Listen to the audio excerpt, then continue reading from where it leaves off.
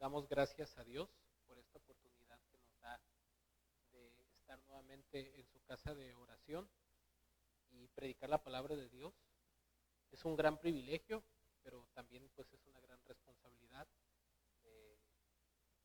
Fui muy bendecido, hermanos, al poder estar sentado también yo escuchando y siendo edificado con la palabra de Dios. Yo también necesito recibir la palabra de Dios enseñada y transmitida por otros, pero también no ignoro la responsabilidad y el llamado que tengo de proclamarla también, ¿no? Y constantemente. Así que de cualquier manera le doy la gloria a Dios y estoy contento, ¿no?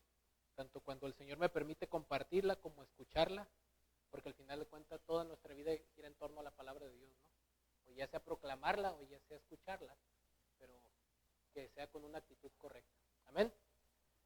Mis hermanos, recuerden que estamos con la carta a Tito, consecutivamente ya terminamos el capítulo 1, pero, aquí viene un pero, empezamos una transición de cambio de traducción a la Nueva Biblia de las Américas, estamos haciendo modificaciones y también, hermanos, al estar estudiando la palabra de Dios para la predicación, recuerden que de cada cierto tiempo en tiempo acostumbro a hacer paréntesis que son necesarios, textos clave predicados en su contexto. Algunos de estos textos ya los he predicado tiempo atrás, algunos otros no, pero son textos clave que pienso que la iglesia de vez en cuando necesita ser recordada de estos temas. Entonces, si Dios quiere y si el Señor nos lo permite, la próxima semana continuaremos con la carta de Tito.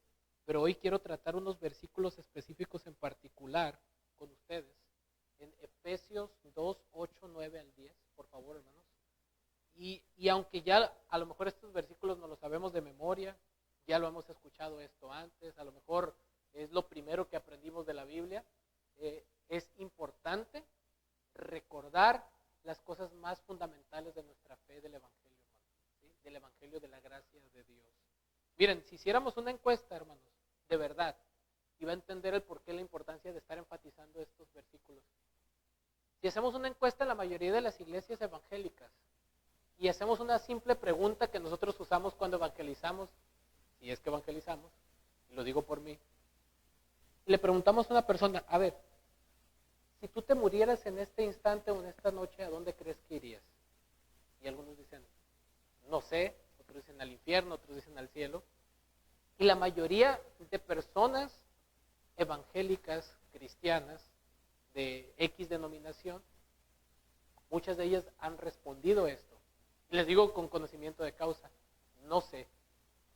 Y luego yo les pregunto, ¿por qué? Porque no he hecho lo suficiente, dicen, como para merecer el favor de Dios.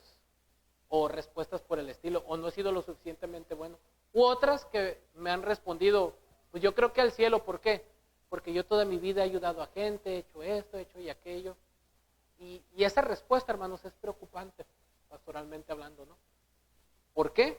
Porque esto revela que la mayoría de la comprensión está basada en un evangelio de salvación por obras, ¿no? Y si no tenemos la base o el fundamento de qué es el evangelio de la gracia de Dios, hagamos lo que hagamos, todo va a estar edificado sobre arena.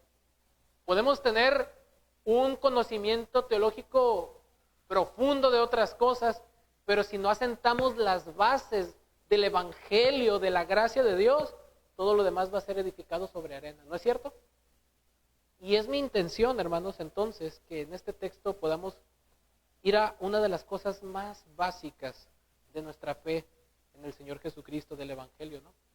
Ver que en estos versículos, Efesios 12, del 8 al 9, en este texto Cristo nos enseña que la salvación es solo por gracia para que glorifiquemos a Dios en humildad. Eso es lo que vamos a ver y es el punto de lo que quiero tratar.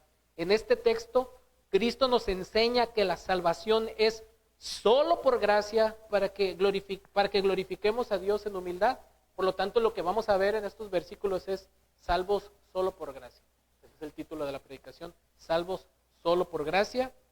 En el versículo 8 vamos a estar viendo el motivo por el cual somos salvos. En el versículo 8 vamos a estar viendo el motivo por el cual somos salvos.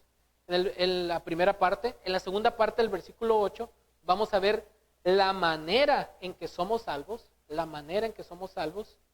En el versículo 9 vamos a ver la fuente de esa obra de salvación, la fuente de esa obra de salvación.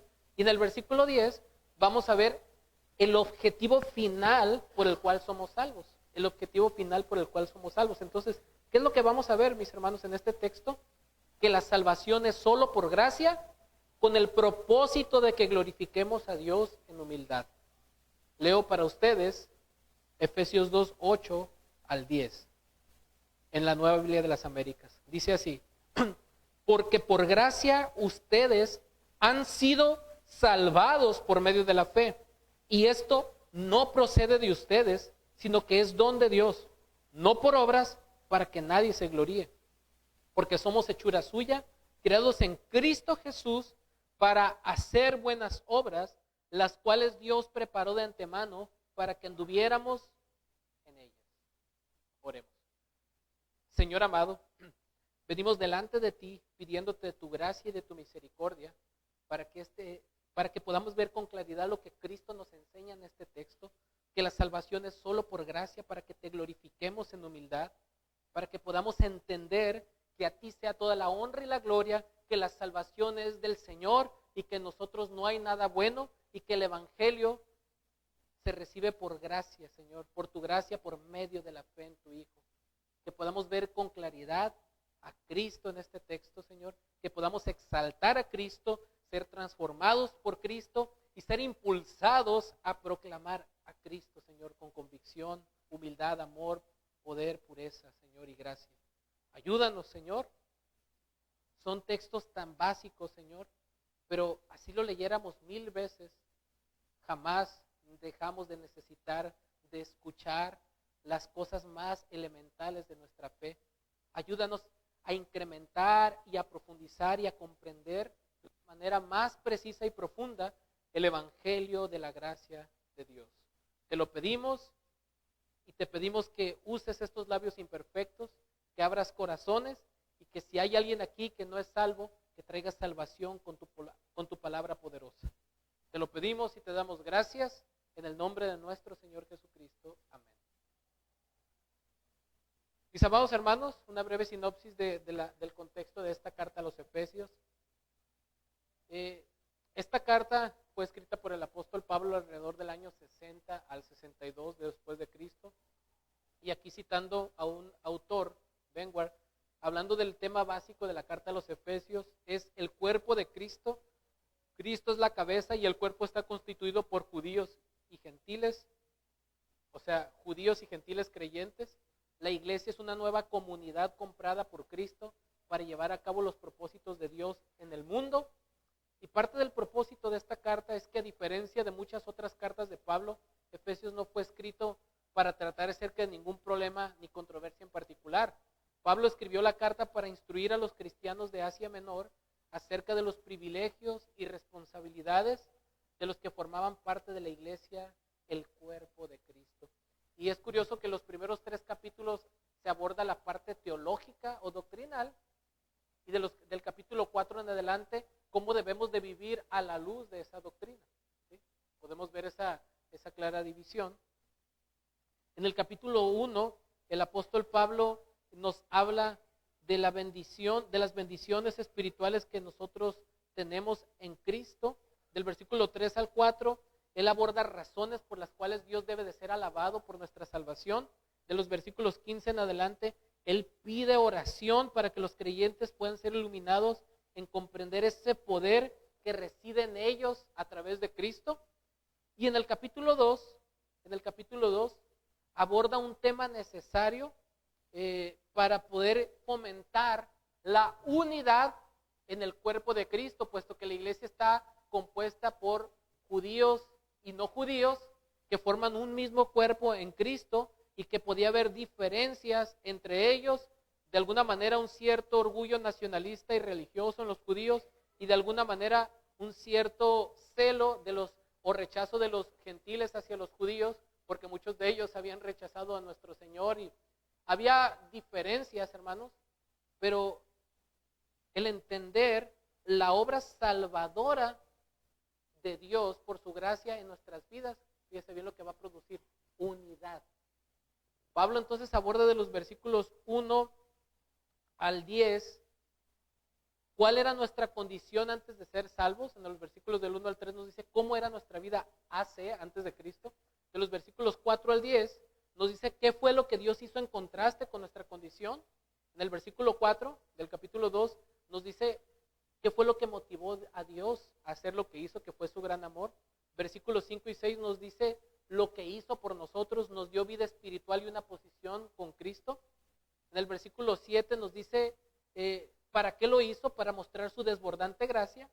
Y de los versículos 8 al 10, que es lo que voy a tratar, nos dice que esa desbordante gracia es la razón de nuestra salvación, para que en los versículos 11 en adelante él puede decir: por tanto, debido a lo que les enseñó sobre la gracia, recuerden que en otro tiempo ustedes, los gentiles en la carne, que son llamados sin circuncisión por la tal llamada circuncisión hecha en la carne por manos humanas, recuerden, vuelve a decir, que en ese tiempo ustedes estaban separados de Cristo, excluidos de la ciudadanía de Israel, extraños a los pactos de la promesa, sin tener esperanza y sin Dios en el mundo. Pero ahora en Cristo Jesús, ustedes, que en otro tiempo estaban lejos, han sido acercados por la sangre de Cristo. ¿Cuál es el punto de todo esto? Que ellos recuerden de dónde los sacó el Señor, de dónde los salvó, para que esto produzca en ellos una actitud de humildad, primeramente en su adoración a Dios y en su relación unos a otros. El entender la gracia desbordante de Dios en la salvación y en toda nuestra vida, hermanos, contribuye a la humildad y a la unidad. ¿Sí? Ese es el propósito por el cual Pablo aquí inserta este punto de la gracia. Pero ya adentrándonos más al tema de lo que queremos hablar, de la salvación por gracia, salvo solo por gracia, en esta sección de los versículos 8 al 10, vemos que aquí nos enseña que la salvación es solo por gracia, para que glorifiquemos a Dios en humildad. Vamos al versículo 8. En primer lugar, vemos que el motivo por el cual somos salvos, Miren, hermanos, esto es importantísimo en el argumento. Él ya enfatizó de los versículos anteriores que nosotros estábamos muertos en delitos y pecados y que no podíamos hacer absolutamente nada para ser libres de esa condición. Un muerto no puede remediarse a sí mismo, necesita un milagro divino, ¿no es cierto? Pero Dios, en el versículo 5, nos dio vida, dice, juntamente con Cristo. Dios nos dio vida juntamente con Cristo. Y entonces en el versículo 8 nos dirá la causa de esa vida, la gracia desbordante de Dios. Porque por gracia, dice aquí, ustedes han sido salvados. Aquí vemos el motivo por el cual somos salvos. Miren, hermanos, si alguien pudiéramos preguntarnos, ¿por qué yo sí creí y él no? ¿Por qué él sí se salvó y él no? La respuesta simple podría ser, pues porque yo sí creí y él no, pues porque él creyó y él no, porque él se arrepintió y él no. Pero nuestras respuestas giran en torno al mérito humano, ¿no es cierto? El punto aquí, hermanos, es que Pablo está estableciendo enfáticamente desde el principio que la razón por la cual Dios nos dio vida es por su gracia, por su gracia. La gracia es el motivo por el cual nosotros somos salvos. Y la gracia se antepone, es una antítesis de las obras, de los méritos.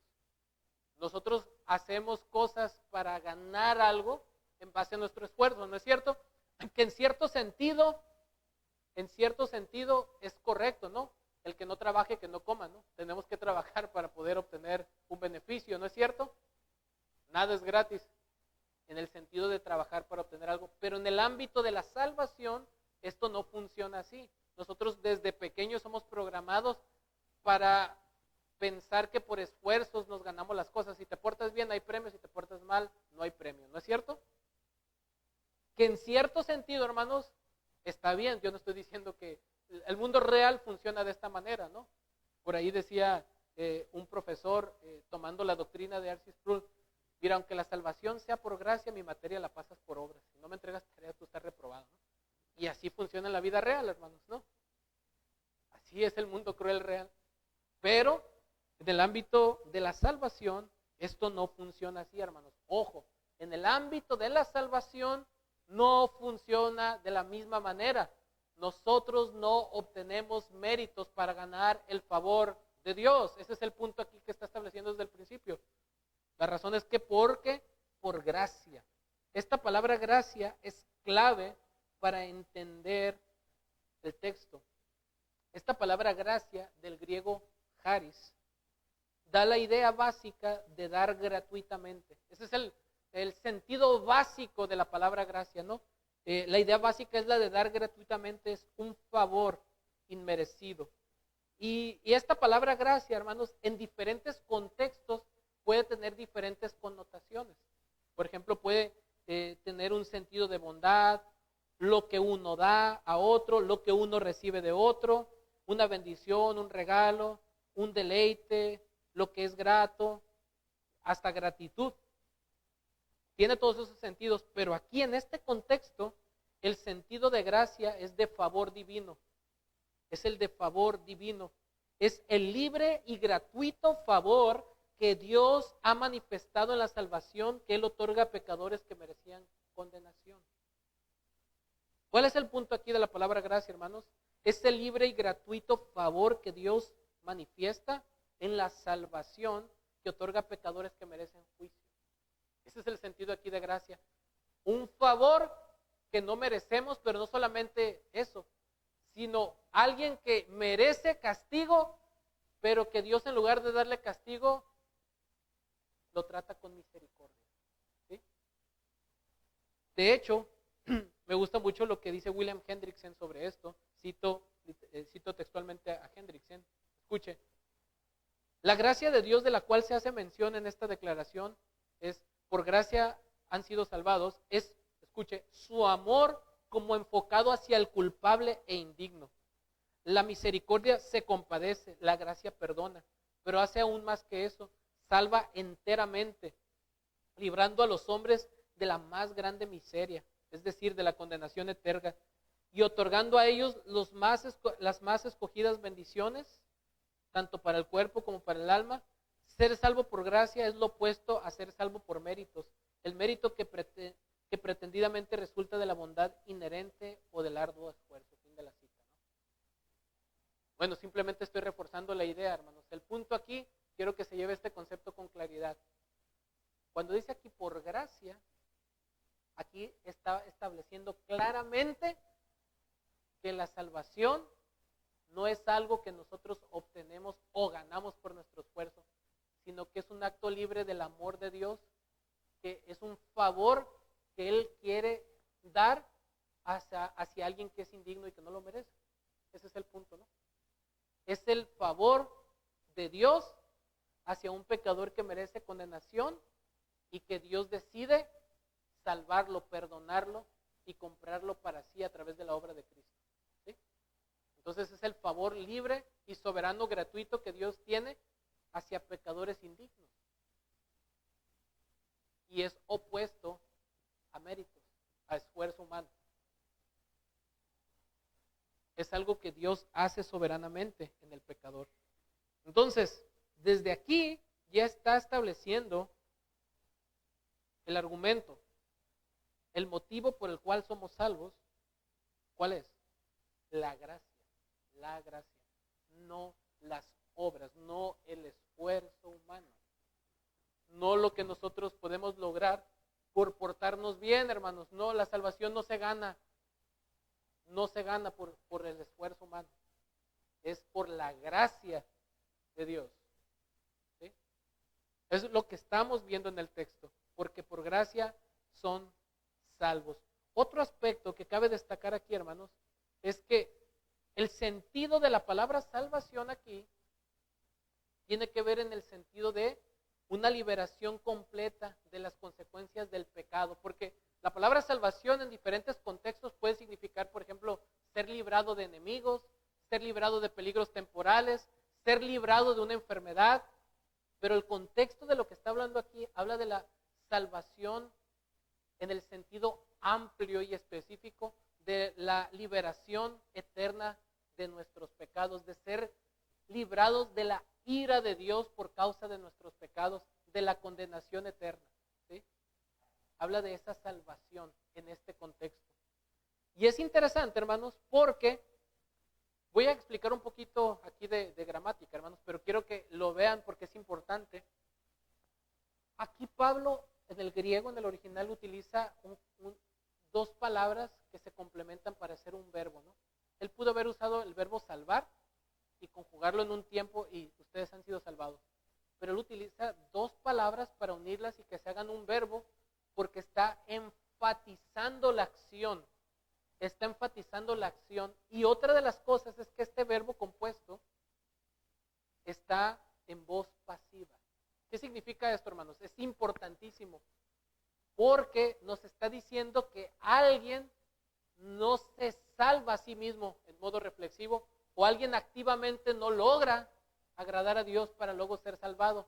Aquí la idea es de una acción que recae sobre nosotros que nosotros no producimos.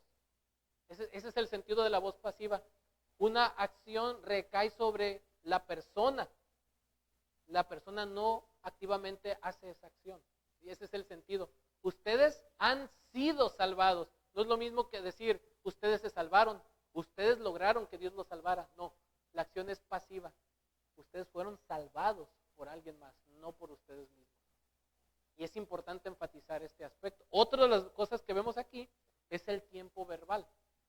Esta acción, aunque fue en el pasado, tiene efectos permanentes y perdurables en el presente. Es otra implicación muy importante de este verbo en el griego. Es una acción que fue consumada en el pasado, que fue obrada en el pasado, pero que tiene repercusiones y efectos en el presente. El texto no dice, ustedes en el pasado fueron salvados y punto, ¿no? La idea es que en el presente hay efectos visibles de esa obra. Ustedes han sido salvados, pero en el presente permanecen siendo salvados. ¿Se fijan? Cada palabra aquí seleccionada por el Espíritu Santo es importante en el argumento, ¿no? Toda la Escritura es theumnestos, inspirada por Dios. Cada palabra de la Escritura fue palabra de Dios. Así que tiene un sentido importante para nosotros, ¿no? Escuche, el hecho de que este verbo esté en voz pasiva nos recuerda de que fue una acción externa a nosotros, que nosotros no producimos. El hecho de que el tiempo verbal sea un tiempo perfecto implica que aunque fue una acción hecha en el pasado, tiene repercusiones permanentes en el presente. Por gracia, ustedes han sido salvados y permanecen siendo salvos. Esa es la implicación. Porque por gracia ustedes han sido salvados. Entonces, ¿qué es lo que aprendemos aquí en primer lugar, hermanos? El primer punto es que es el motivo por el cual somos salvos. ¿Cuál es el motivo por el cual somos salvos? La gracia. Por gracia hemos sido salvados. Ojo, no dice se salvaron o ustedes lograron salvarse.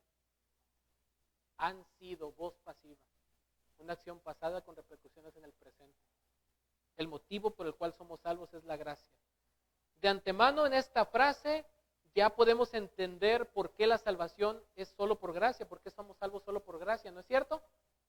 Pareciera ser esto suficiente, pero el Espíritu Santo usando a Pablo es muy enfático y quiere que los creyentes de esta iglesia, los lectores originales, entendieran esto tan claro que pudieran ver con tanta gratitud al Señor por su salvación y pudieran verse unos a otros con tanto amor y humildad de decir, wow, de manera que ya no me importa si tú eres judío o gentil, somos uno en Cristo, porque ambos fuimos salvados por la misma gracia de Dios, no por nuestros méritos, no porque tú eres judío, no porque tú eres gentil, tienes algo superior a mí.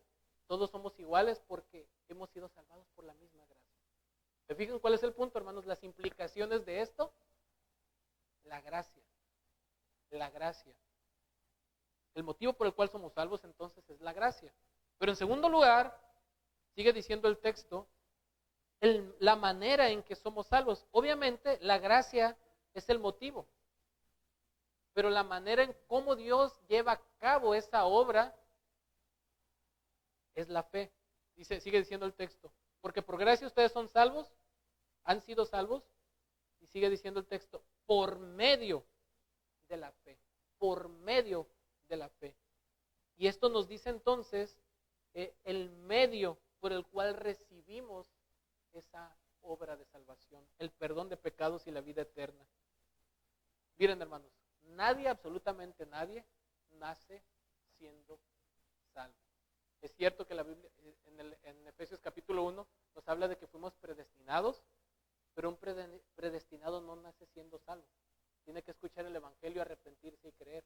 El medio por el cual Dios salva a un pecador, adivine cuál es. La fe. ¿Sí? La fe. Por medio de la fe.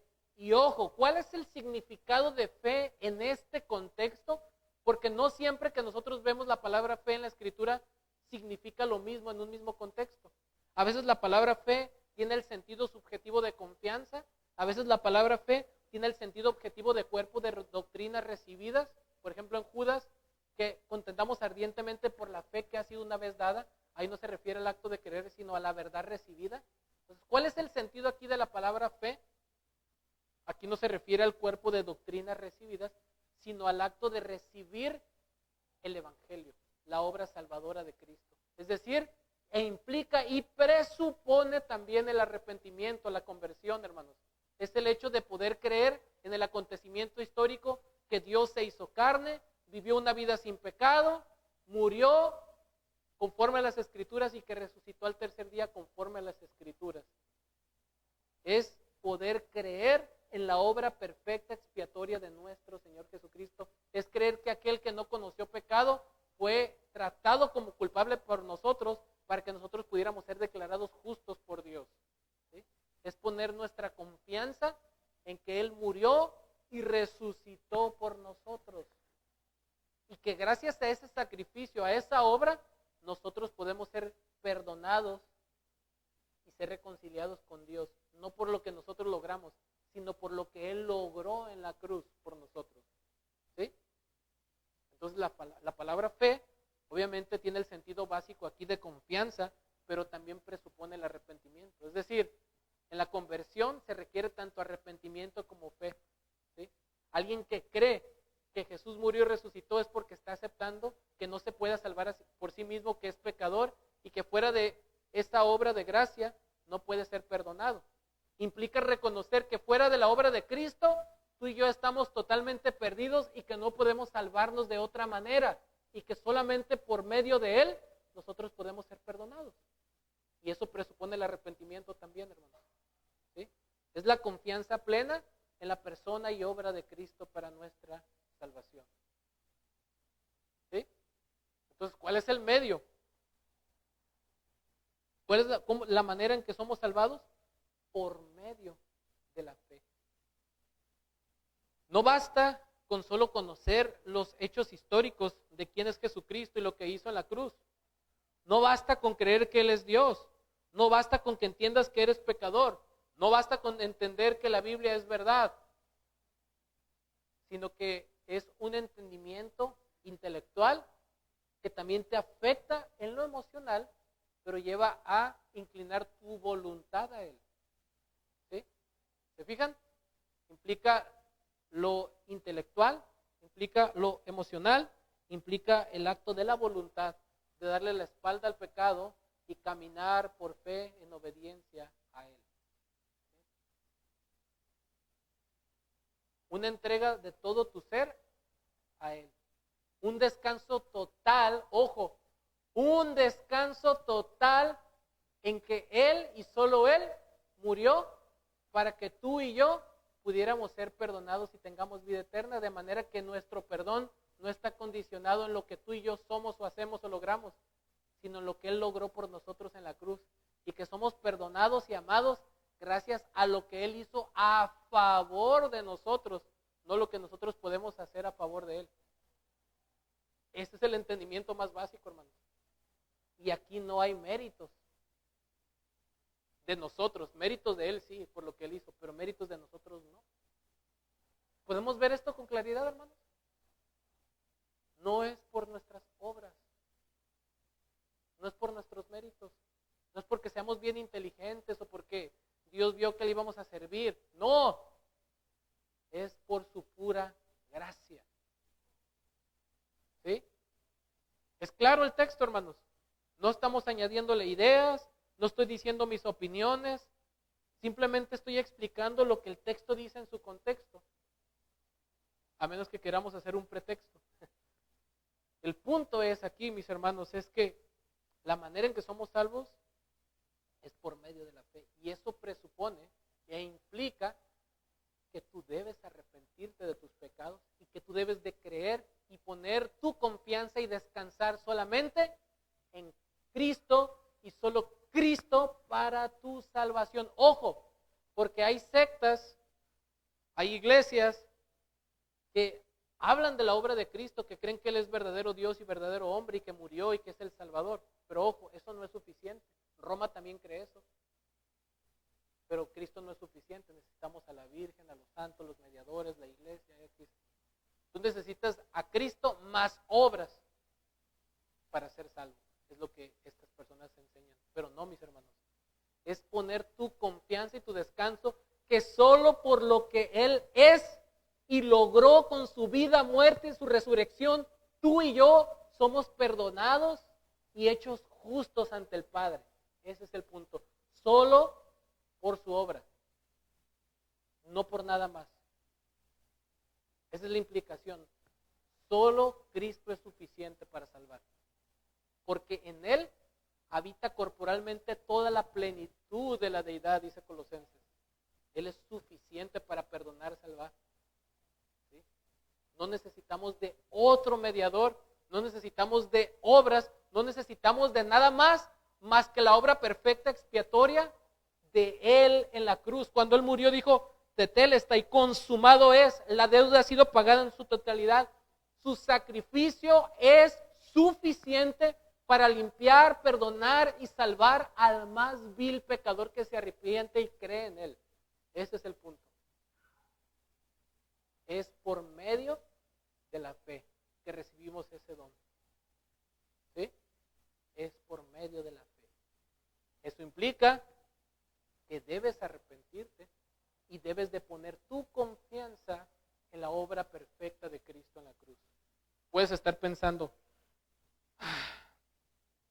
hoy no me siento tan salvo porque en la mañana me enojé con mis hijos, no le quise planchar el pantalón a mi esposo, se me quemó el desayuno y hice un coraje, se me atravesó un carro y no pude evitar decirle, fíjate, no, yo creo que hoy no soy salvo, ¿no? Pero ayer, viera cómo andaba, pastor, bien espiritual. Ayer andaba bien salvo porque oré, ayuné. Y no, ayer andaba bien salvo, ¿no? Pero hoy creo que sí me iré al infierno, ¿no? Miren esa mentalidad, hermanos, ¿no? Si me porto bien, entonces yo creo que Dios me ama más. Si me porto mal, entonces ya estoy condenado en el infierno. ¿Ve las implicaciones? No, mis hermanos, no es así. Obviamente que yo no estoy diciendo que tengamos que vivir en pecado y que no pasa nada, no, ese no es el punto. Lo que yo hablo es de la salvación, que no es por nuestras obras, es por la obra perfecta de Cristo. Y al contrario, al entender que solo es por su gracia y por su obra, nos debe de motivar más a la santidad, habiendo recibido algo tan grande que no merecíamos y que no depende de nosotros. ¿Ven la implicación? No es por obras para que nadie se gloríe, es lo que vamos a ver más adelante. Entonces, el motivo por el cual somos salvos, ¿cuál es? La gracia de Dios. La manera en que somos salvos, por medio de la fe. ¿Cómo recibimos la salvación? Arrepintiéndonos y creyéndonos en ese mensaje que nos fue predicado, que las Escrituras nos enseñan que Cristo murió y resucitó y que solo Él es suficiente para reconciliarnos con el Padre, ¿no es cierto? Pero en tercer lugar, mis hermanos, vemos en el versículo, seguimos viendo en el versículo 8, en la otra parte, la fuente de esa obra de salvación. En la última parte del versículo 8 y en el versículo 9 vemos la fuente de esa obra de la salvación. Ojo, Pablo ya nos dijo que el motivo de nuestra salvación es la gracia, La manera en que recibimos esa salvación es por medio de la fe, pero Él también quiere enfatizar la fuente de esa obra salvadora, para que nos quede bien claro y no quede ni un punto de duda ahí, que si Dios me salvó por medio de la fe y lo hizo por gracia, pero yo creí, fue mérito mío. No, Pablo quiere que usted y yo entendamos bien que ni aún eso provino de nosotros. Vamos al texto. La fuente de esa obra de salvación. En primer lugar, no es por el esfuerzo humano, porque dice el texto, y esto no procede de ustedes, sino que es don de Dios. Ojo, mis hermanos, ojo con lo que dice aquí. Fíjese bien, aquí voy a aclarar algunas cuestiones gramaticales, porque ha habido muchas malas interpretaciones. Escuche, cuando dice aquí, y esto, este pronombre demostrativo no se refiere, fíjese, ojo, no se refiere a la gracia, no se refiere a la salvación. Aquí en el original implica el concepto, la cláusula anterior, es decir, ser salvos por medio de la fe implica tanto la salvación como la fe. Todo eso está dentro del paquete, que es un regalo de Dios. La fe, en última instancia, no procede de nosotros. Si Dios no obra esa fe salvadora en nosotros, nosotros no podríamos arrepentirnos y creer. No es un decisionismo, no es porque tú y yo tomamos una decisión para Cristo, es porque Él obró por su gracia y venció nuestra incredulidad con su gracia salvadora, con su llamado eficaz. Eso es lo que el texto está enseñando. Nosotros no tomamos una decisión por Cristo. Cristo nos eligió y por eso pudimos ejercer fe en Él. Si Dios no nos hubiera escogido desde la eternidad, nosotros no pudiéramos creer. Dios es el que abrió nuestro corazón para poder creer. Así como Lidia, la vendedora de púrpura, que el Señor abrió su corazón para que estuviese atenta a lo que Pablo decía. ¿Recuerdan? Dios tuvo que obrar en nuestro corazón de tal manera que por eso pudimos creer y arrepentirnos. Pero no fue por nuestra capacidad intelectual o decisionismo. Fue una obra soberana de Dios. Esto es importante que lo entendamos, hermanos. Es una obra enteramente de Dios. No procede de nosotros. Y esto no procede de ustedes, es enfático. Ustedes no producieron ni la salvación, ni la gracia, ni la fe. Eso no proviene, no procede. La fuente no es ustedes mismos, vino de algo externo a ustedes, vino de Dios. Si Dios no hubiera obrado en su gracia ese arrepentimiento, esa fe, ustedes estarían totalmente perdidos, muertos todavía en sus delitos y pecados. Porque ya lo dijo anteriormente, que fue Dios, que es rico en misericordia, quien nos dio vida juntamente con Cristo. Él fue el que nos dio vida, Él fue el que nos regeneró. Por lo tanto, Él es la fuente, tanto de la salvación como de la gracia, como de la fe. No nosotros. Hermanos, esto tiene implicaciones muy profundas. Porque entonces esto nos despoja de todo orgullo que podamos atribuirnos y nos hace darle toda la gloria a Dios. Porque no hay absolutamente nada que nosotros hayamos contribuido para ser salvos.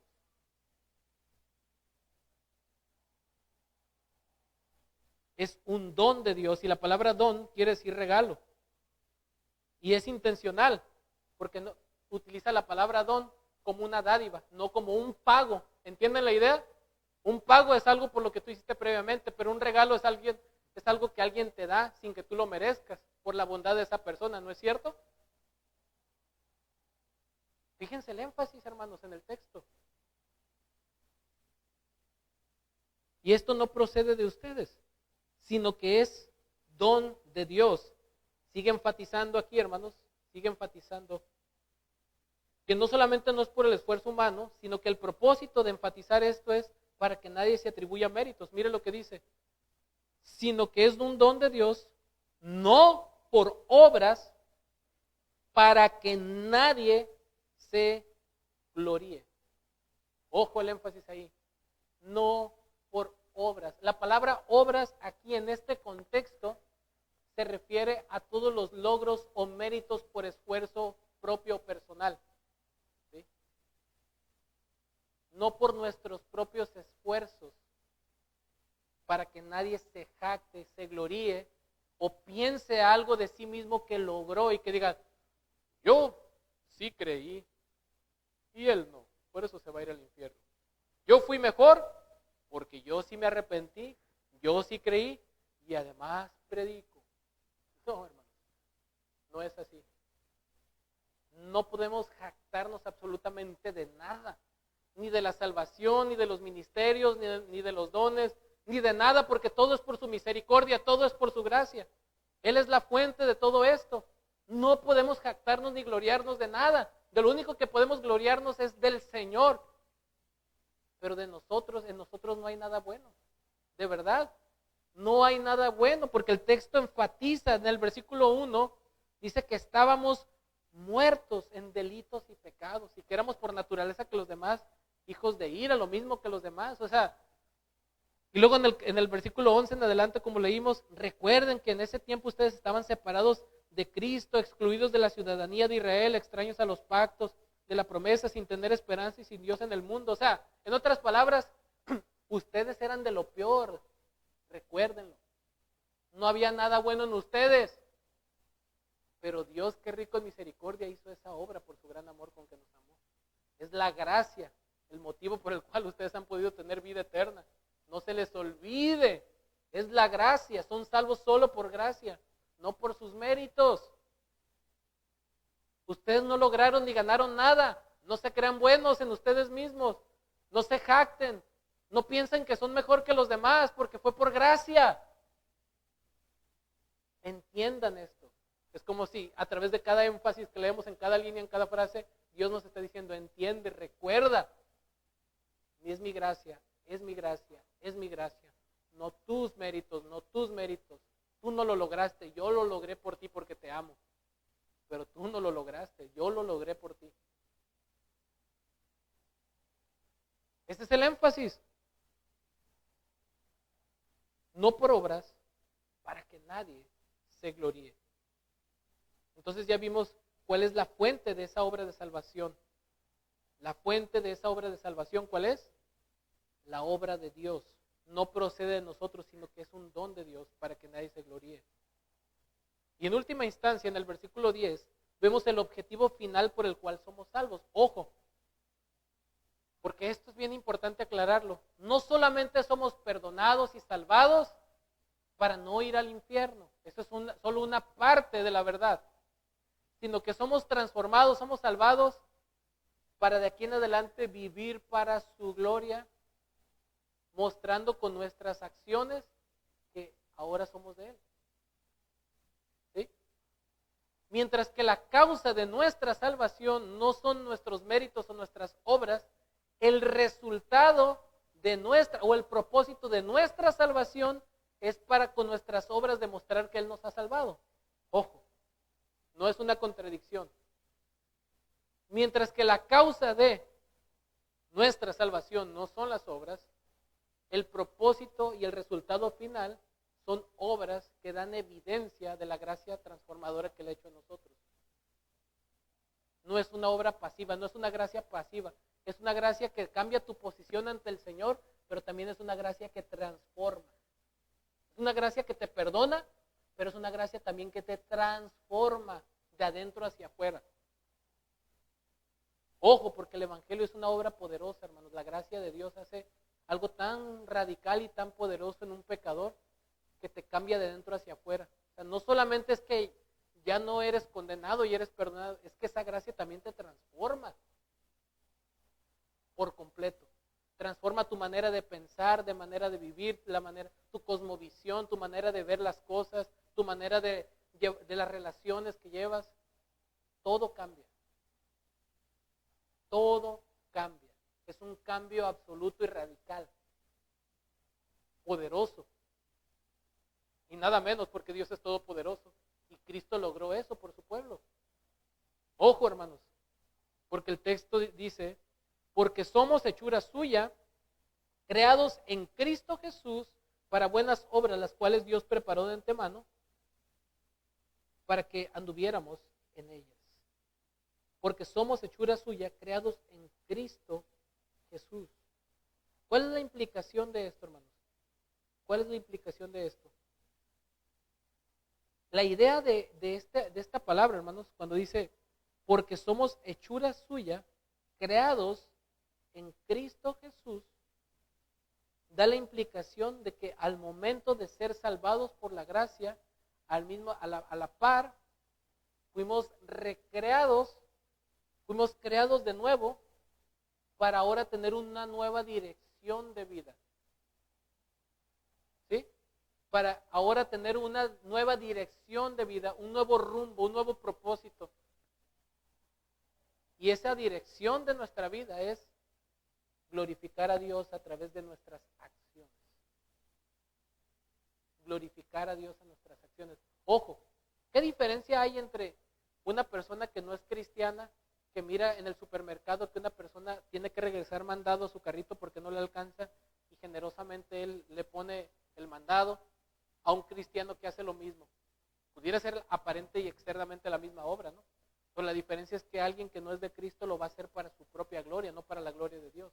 Alguien que está en Cristo no se va a creer bueno por eso, le va a dar la gloria a Dios y va a saber que la fuente de eso es Dios y la gloria va a ser para Dios, no para él. ¿Me explico? Es una obra que te transforma desde lo más profundo del ser. Entonces, mis hermanos, el propósito o el objetivo final por el cual somos salvos es, de aquí en adelante, vivir para la gloria de Dios, haciendo obras que son dignas y que dan fe de nuestra vida nueva en Cristo, de nuestro arrepentimiento. ¿Sí? Si no hay obras que confirman esa fe salvadora, podemos con toda probabilidad dudar si ha habido una fe inicial salvadora, ¿no? Pero ojo, ese es el propósito, el resultado final, no es la causa, ¿no? No por lo que usted y yo hacemos o dejamos de hacer somos perdonados o amados, sino por la obra de Cristo. Pero inevitablemente, si nos hemos arrepentido y hemos creído en Cristo para salvación, el Espíritu Santo va a obrar en nosotros esta santificación progresiva. Porque tanto la justificación como la santificación son parte del paquete de lo que Dios ya predestinó y preordenó para nosotros en Cristo. La santificación no va separada de la santificación. Aunque la justificación y la santificación no son lo mismo, sin embargo son parte del paquete de la consecuencia de la salvación. Ojo, hay quienes dicen, tú no necesitas someterte al señorío de Cristo, solamente cree y no pasa nada. Vivas como vivas, tú eres cristiano, tú eres salvo porque pasaste al frente y repetiste una oración para recibir a Cristo. Y la realidad es que esto es un decisionismo, hermanos, que atenta contra lo que estamos viendo. No encontramos un solo versículo en la Escritura que diga que la salvación es por una simple decisión humana. Es una obra del Espíritu de Dios. Y el resultado de esa obra es una vida transformada. Ojo, no debemos asegurarle a una persona que es salva nomás porque la llevamos a repetir una oración. Debemos de asegurarle que examine si está dando frutos y eso es lo que le va a dar la seguridad si realmente Cristo ha obrado en él, no porque repitió una oración. ¿Se fijan, hermanos? Lo peligroso que es engañar.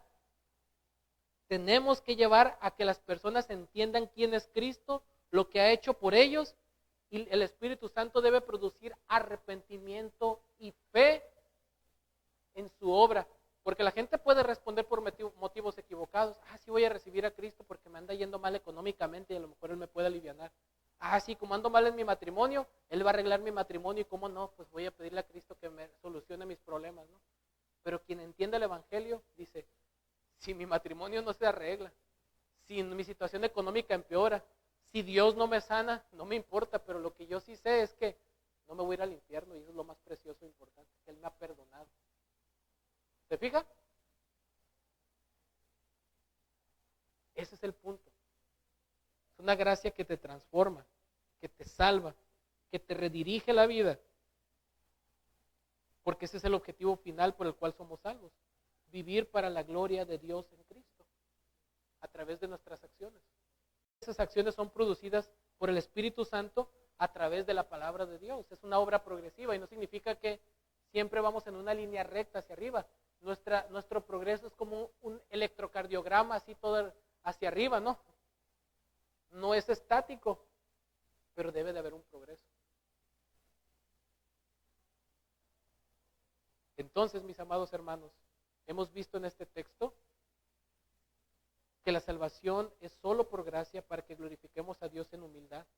Vimos en el versículo 8 el motivo por el cual somos salvos, que es la gracia, la manera en que somos salvos por medio de la fe, la fuente de esa obra de salvación, que es el don de Dios, y el objetivo final por el cual somos salvos, que es para demostrar con nuestras obras o con nuestras acciones esa gracia salvadora. Y todo esto con el propósito de darle toda la gloria al Señor, vivir en humildad y así poderlo glorificar en la unidad del cuerpo de Cristo, viéndonos a los demás como lo que realmente somos, un solo cuerpo en Cristo, porque todos, absolutamente todos hemos sido salvados y perdonados por la misma gracia. No hay aquí rangos. No es que el pastor ganó más méritos y por eso es pastor. No es que el hermano de la esquina, porque canta bien bonito, tiene más méritos, o porque este tiene más dones, tiene más méritos ante Dios. No, todos estamos muertos en delitos y pecados, y todos fuimos absolutamente salvados por la misma gracia, y el resultado de eso debe de ser una humildad genuina para darle toda la gloria a Dios y servirnos en amor unos a otros. ¿Sí? Eso es lo que hemos aprendido. Salvos solo por gracia, no por nuestros méritos, no por un decisionismo. No nos regeneramos por una decisión, es una obra del Espíritu de Dios. La salvación es del Señor. Él es la fuente de esa gracia. No olvidemos eso, mis hermanos.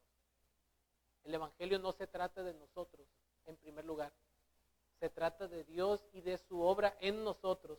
Y que nos ama, Dios no nos ama, como han dicho ya muchas veces, tal como somos, sino a pesar de como somos, porque nos quiere transformar, no nos quiere dejar igual. Y Él obra todo eso en base a su obra de gracia en el Evangelio. Sin Cristo esto es imposible. Tú debes estar en Cristo para ser transformado. Medita en tu corazón. ¿Te has arrepentido de tus pecados y has puesto realmente tu confianza en Cristo y solo en Cristo para tu salvación? ¿O estás confiando o descansando en última instancia en lo que haces o dejas de hacer por el Señor? Si es así, estás confiando en tus propias obras de justicia y no en el Señor. Arrepiéntete, mi amado hermano o mi amado oyente, y pon toda tu confianza en la obra perfecta de Cristo. Descansa solamente en Él, en su favor, en su gracia. No es porque tú seas bueno, lo merezcas, ni yo. Es porque Él es bueno y Él murió para satisfacer esa deuda que tú y yo no podemos pagar. Por eso Él murió y resucitó. Él es nuestra única esperanza. Solo Cristo, solo por gracia, solo por medio de la fe, solo a través de la Escritura y solo todo esto para la gloria de Dios.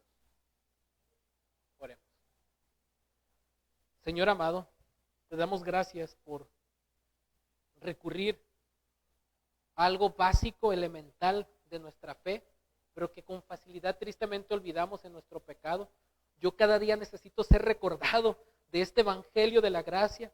Recuérdame, Señor, y que no se me olvide que yo iba rumbo al infierno, que estaba muerto en delitos y pecados, pero que tú, que eres rico en misericordia por tu gran amor con que nos amaste, nos diste vida juntamente con Cristo, y que por gracia hemos sido salvados por medio de la fe, y que esto no procede de nosotros, pues es un regalo tuyo, no por obras para que nadie se gloríe, porque somos hechura tuya, creados en Cristo Jesús para buenas obras, las cuales tú ya preparaste de antemano para que anduviéramos en ellas.